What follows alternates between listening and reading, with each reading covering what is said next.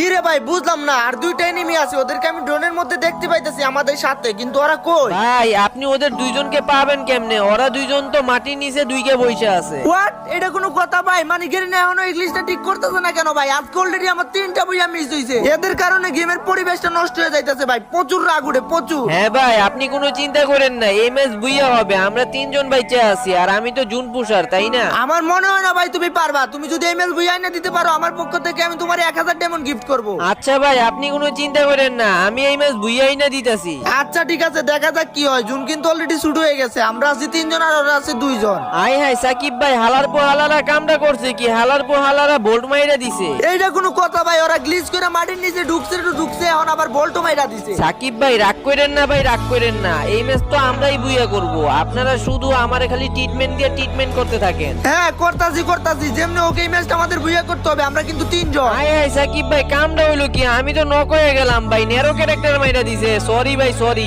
আরে ভাই তোমার কোনো দোষই নাই, দোষ তো হইছে সবাই গিলিচের ভাই। কি খেলমু গেম ভাই? মাটির নিচে ঢুইকা ভাই 3 জনটে আরে ওরা বুইয়া নিয়ে নেয়, কি আর কমু ভাই।